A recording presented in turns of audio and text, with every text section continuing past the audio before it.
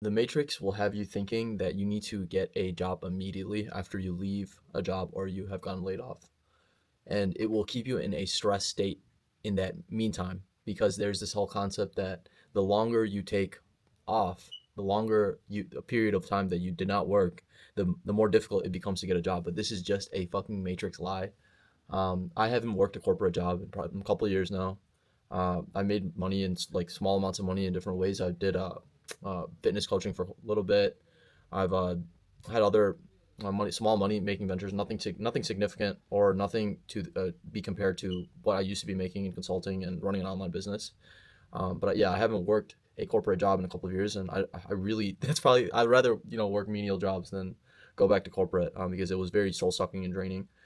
But the matrix will get you thinking that you need to stress in the time that you're in between jobs or that the longer you take to yourself it makes it more difficult. But what I've realized is during this time that I haven't been working a corporate job, I took all that energy and invested into myself, into finding my purpose, becoming more aligned, understanding my approach to life, understanding my approach to people, articulating myself, all these skills that I've been building up like within myself, skills that many corporate jobs can't teach you.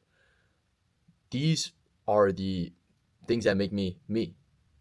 Um, I have been offered jobs from people that run businesses, e-commerce businesses, um, jobs that would probably potentially pay nicely. I've been offered quite a good amount of jobs just from having conversations with people.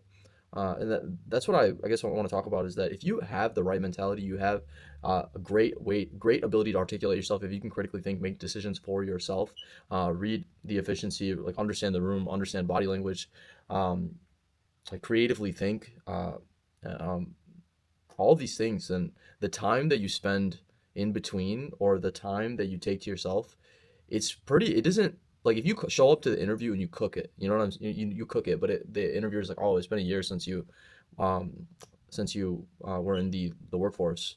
That's not going to be it's the energy that you come with. It's the energy that you come with that will sell. Like people will be begging for you to come work for them.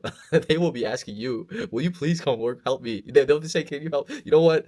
Like they will say, "I'll give you my company." No, I'm just kidding.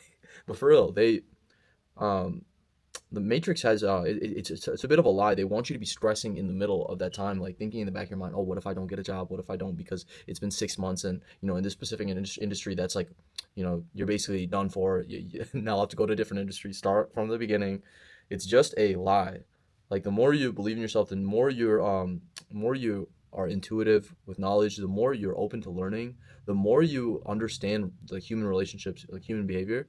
These are only things you can really do if you take some time to yourself, and you don't fill that with just like, I don't know, trying to have fun, like extreme amounts of fun, crossing things off your like, but like legitimately just spend a lot of time with yourself in meditation, reading, getting your mind right, getting your body right. These are like this is the only way to really build yourself, and that's the thing is like the Matrix wants you to keep just going and going and going and going because the moment someone takes some time to themselves, they literally stop and they look around at the scenery as opposed to just running to the next like accomplishment or promotion. Like you, you just start to think about what has happened, what has occurred in the last couple of years. How did I get here? Because the matrix will have you thinking that you need to just keep moving, moving, moving. Stay in the same.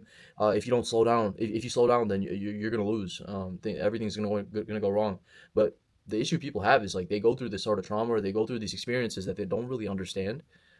So in the back of their mind, like they keep moving forward, but they're just looking backwards, trying to like understand or grasp what has just went on.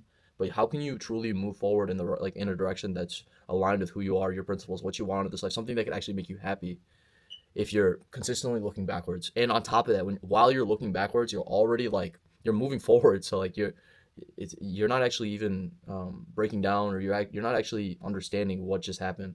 If you were traumatized at a certain age, or if you had an experience that you really enjoyed but you just couldn't understand why.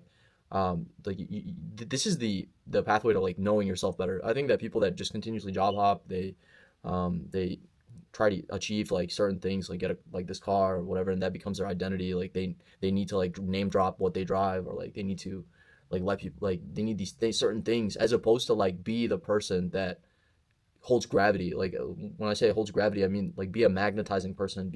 You know, I'll put it this way. All right, so when I went to my local gym yesterday, uh mind you, I like to have fun. I truly like to just like enjoy myself. I like to chat up strangers if they intrigue me. I like to have like enjoyable conversation with people. I like to crack jokes with people. I like to laugh with people. Like truly, like authentically. I try to be out of my head. I try to be less of a spectator in this life, in my own head. You know, secretly thinking about the past or future or in fear, and just run towards it. See, there's a when I was driving in, mind you, I drive my old Malibu at this point. Like I totaled the newer car that I had before, and so I'm back to driving the old Malibu, which is not the most appealing car, especially to the girls, baby. Who gives a fuck about the girls? So I'm driving in and I see a Aston Martin like Super Leggera or Super Arbera, some shit, driving in front of me, right? I said. I don't see he was driving it, but when I walk into the gym, bro, no one really's got that energy. Like they don't really have that vitality.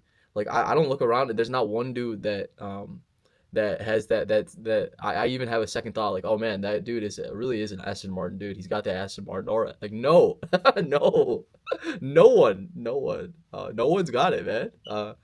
And I guarantee you, like majority of people, if you spend a lot of time working on yourself, spend a lot of time understanding human behavior, all these things that I talked about recently, like just now.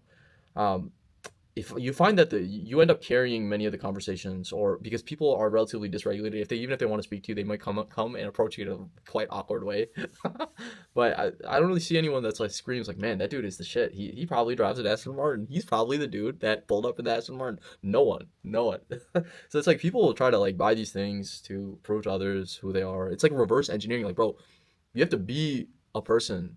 Like, you have to be a person that a supercar would love to like be driven by. Not like I would love to drive that supercar. It's like the supercar is begging, like please, please. I hope this is my owner. That's how you should be, man. That's how it should be.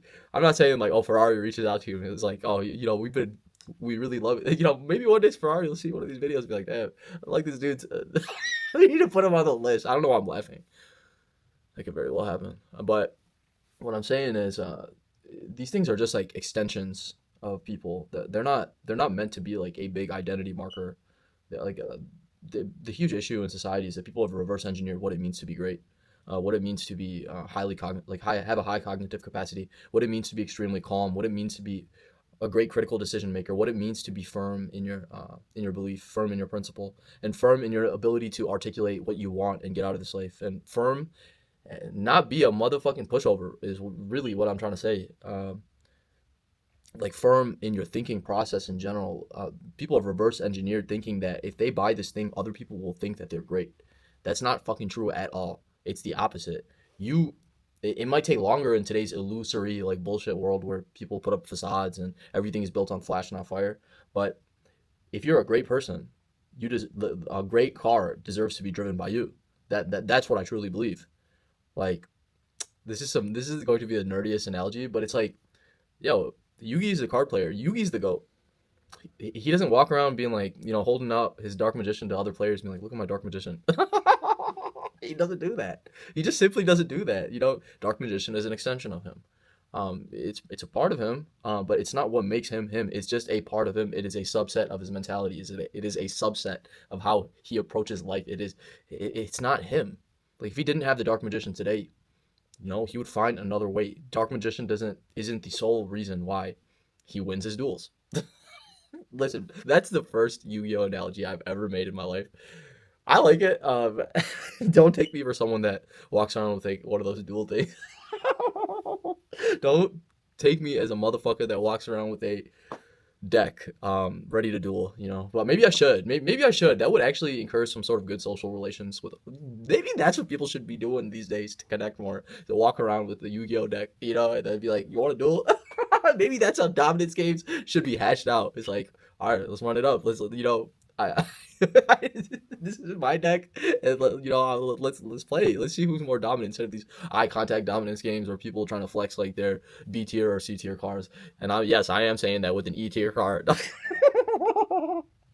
yeah, so I'm saying people, this is kind of strayed to a different place. But yeah, people will, like society will have you continuously running from A to like continuously running without processing what has happened and gone in your life, and like that if you're in between jobs, like try not to stress so much, enjoy it, learn about yourself.